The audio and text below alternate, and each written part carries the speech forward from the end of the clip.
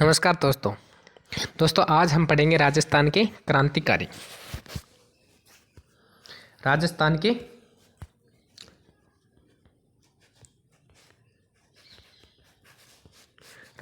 के क्रांतिकारी। ठीक है, तो राजस्थान में बहुत से क्रांतिकारी हुए थे, लेकिन सबसे पहले हम उस क्रांतिकारी को पढ़ते हैं जिन्होंने देश की रक्षा के लिए, भारत माँ के लिए अपने पूरे परिवार को क्रांति में होम दिया था। उसका नाम है केसरी सिंह बारठ। केसरी सिंह बारठ। ठीक है, केसरी सिंह बारठ का जन्म शाहपुरा में हुआ था। जन्म शाहपुरा में हुआ था 1872 में। ठीक है, इसका जन्म शाहपुरा में हुआ था 1872 के अंदर। ठीक है, तो इसकी जन्मभूमि शाहपुरा थी और इसकी कर्मभूमि कोटा थी। जन्मभूमि शाहपुरा और कर्मभूमि कोटा थी। ठीक है, और केसरी सिंह बारठ के पिता का नाम था करशन सिंह बारठ। करशन सिंह बारठ। और भाई का नाम था जोरावर सिंह बारठ। जोरावर सिंह बारठ। और केसरी सिंह के पुत्र का नाम था प्रताप सिंह बारठ। तो हम इन तीनों का साथ में ही पढ़ लेते हैं, पहले केसरी सिंह, फिर जोरावर सिंह और प्रताप सिंह को साथ में, क्योंकि ये दोनों चाचा भतीजा थे और साथ में ही रहते थे। ठीक है, तो बात है 1903 की। 1903 की। मेवाड़ का शासक था फतेह सिंह। मेवाड़ का शासक था फतेह सिंह। ठीक है, मेवाड़ का शासक कौन था? फतेह सिंह। वही फतेह सिंह बिजोलिया किसान आंदोलन वाला। ठीक है, तो दिल्ली में क्या होता है, जो एडवर्ड सप्तम है उसका राज्यारोहण हो रहा था, तब करजन ने मेवाड़ के जो महाराणा थे फतेह सिंह, उसको दिल्ली बुलवाया था। ठीक है, तब केसरी सिंह बारठ ने उसको 13 सोरठे भेजे थे रास्ते में। ठीक है, 13 सोरठे फतेह सिंह को। ठीक है, उन सोरठों को कहा जाता है चेतावनी राज चुंगटिया। चेतावनी राज चुंगटिया। ठीक है, कहते हैं कि उन सोरठों को पढ़कर यह फतेह सिंह दिल्ली तो गया था, पर एडवर्ड सप्तम के राज्यारोहण में नहीं गया, दरबार में नहीं गया था। और यह सोचते हैं कि अगर यह सोरठे मुझे पहले ही मिल जाते तो मैं दिल्ली भी नहीं आता। ठीक है, करजन ने रचियो जाड़, दिल्ली बुफारो मेड़ो हद कीन्यो, मेवाड़ी मान मिटावन ने नुगने ने तो भर दीन्यो। ठीक है, तो इन्होंने कहा था, केसरी सिंह बारठ में सोरठे में कहा था, एक सोरठा है वो, एक संदेशो पाल्या ही पातल रही परबा मिट जासी, सनमान हिंदुआ सूरज रो इन एक ओड़िसो टूट जासी। ठीक है, वो एक संदेशो पाया ही।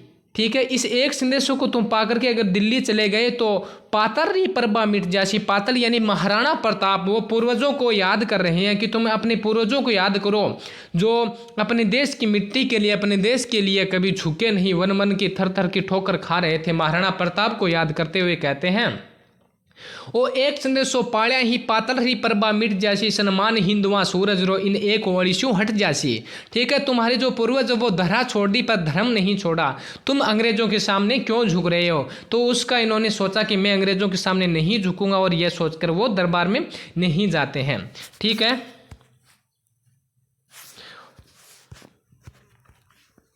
सन 1910 के अंदर यानी इन्होंने वीर भारत सभा की स्थापना की थी। वीर भारत सभा की भी स्थापना की थी 1910 के अंदर। ठीक है, केसरी सिंह बारठ ने वीर भारत सभा की स्थापना की थी 1910 में। और 1914 के अंदर प्यारेलाल हत्याकांड में इसको गिरफ्तार कर लिया जाता है।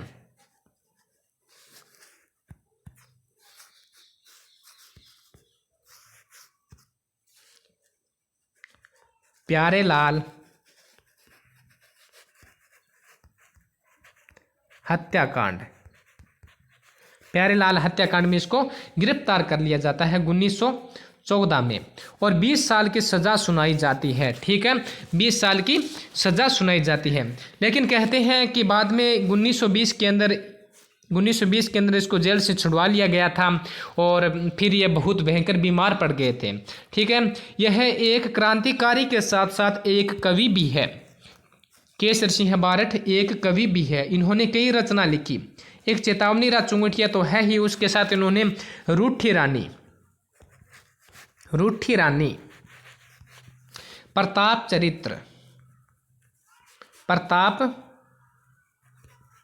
चरित्र, ठीक है, और भी लिखे जैसे दुर्गादास चरित्र,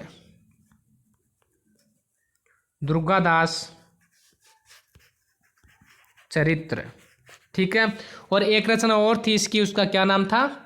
उसका नाम था राज सिंह चरित्र। ठीक है, राज सिंह चरित्र।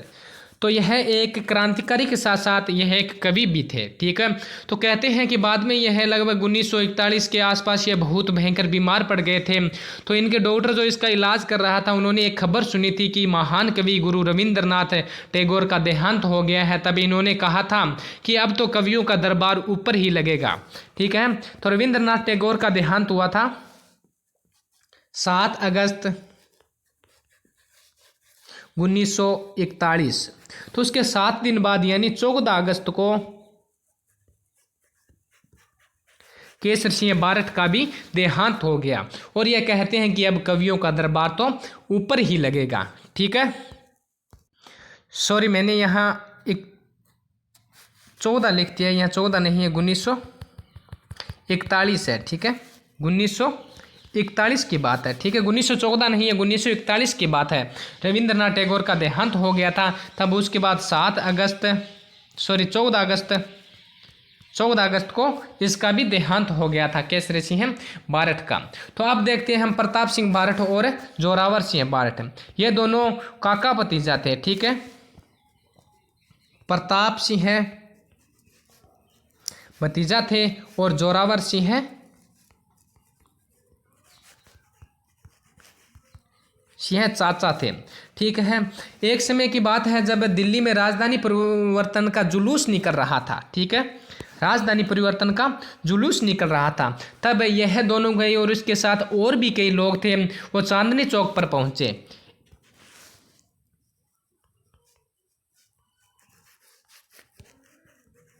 चांदनी चौक पर पहुंचे हार्डिंग को मारने के लिए। ठीक है, तो इन्होंने काला बुर्का धारण किया था और हार्डिंग पर बम फेंका था जोरावर सिंह ने।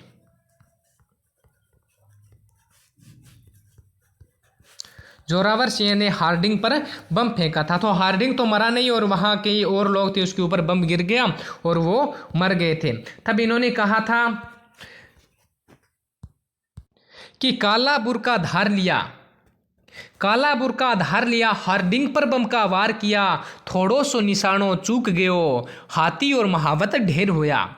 काला बुर्का धार लिया, हार्डिंग पर बम का वार किया, थोड़ो सो निशानो चूक गयो, हाथी और महावत ढेर हुआ। वहाँ हाथी और महावत मारे गए और हार्डिंग वहाँ से बच निकला था। तब कहते हैं कि दिल्ली को चारों ओर से घेर लिया था। ठीक है, दिल्ली को चारों ओर से घेर लिया था और दोनों चाचा भतीजा अलग अलग हो गए थे। यानी प्रताप सिंह बारठ तो दक्षिण भारत की ओर चला गया था और जोरावर सिंह बारठ है वो कोटा और बूंदी के जो बीहड़ जंगल है वहाँ आकर के रहने लग गए और अपना नाम चेंज कर लिया। वहाँ कहते हैं इसके पैर में चोट आ गई थी, वो कभी कभार घर भी आते थे मिलने के लिए, लेकिन उसके परिवार को भी बहुत सी यातनाएं दी गई और उसकी पत्नी वहाँ खाना लेकर भी जाया करती थी। ठीक है, और कहते हैं कि जीते जी ये कभी अंग्रेजों के हाथ नहीं आए, इसलिए इसको राजस्थान का चंद्रशेखर कहा जाता है। चंद्रशेखर, ठीक है, राजस्थान का चंद्रशेखर कहा जाता है। और केसर सिंह बारठ को योगी पुरुष कहा जाता है। क्या कहा जाता है? योगी पुरुष। केसरी सिंह बारठ को योगी पुरुष कहा जाता है और राजस्थान केसरी भी कहा जाता है। राजस्थान केसरी महाराणा प्रताप को भी कहा जाता है और इसे भी कहा जाता है।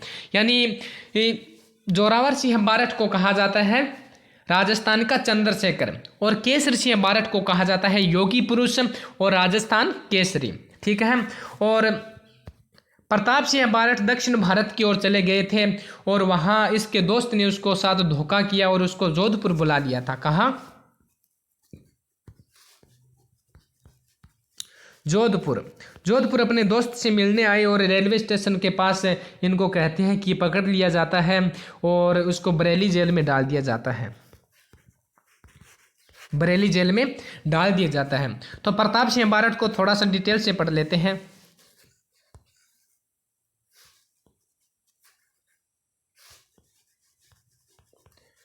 प्रताप सिंह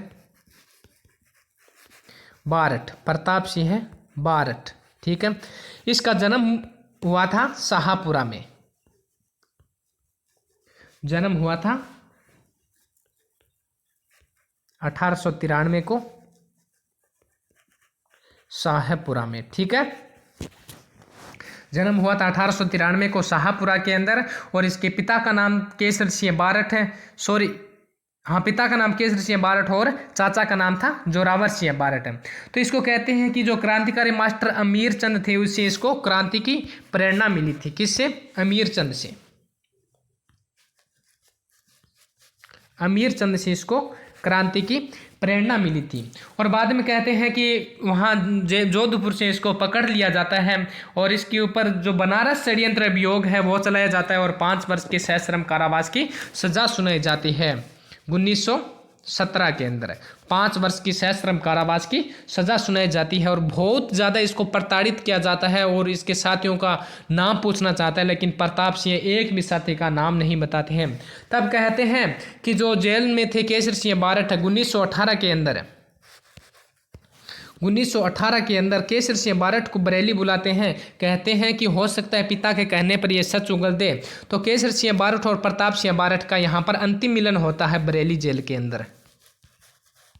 बरेली जेल के अंदर इसका अंतिम मिलन होता है। तब केसर सिंह बारठ इसको कहते हैं, भेद बता अंग्रेजा ने नहीं नाम ले घर आवे लो, पहली गोली छाती पर केसरी तू खावे लो। ठीक है, अगर तूने अंग्रेजों को भेद बता दिया और भेद बता करके जो अंग्रेज तुम्हें छोड़ देंगे और तुम घर आओगा तो अंग्रेजों के हाथों से तुम जरूर बच जाओगे प्रताप सिंह, पर मेरी गोली से नहीं बच पाओगे। पहली गोली केसरी ही तू खावेला, यानी केसर यानी खुद को केसर सिंह बारठ अपने को कहते हैं कि पहली गोली मेरी खावेला। भेद बता अंग्रेजा ने नहीं नाम ले घर आवेला, पहली गोली छाती पर केसरी तू ही खावेला।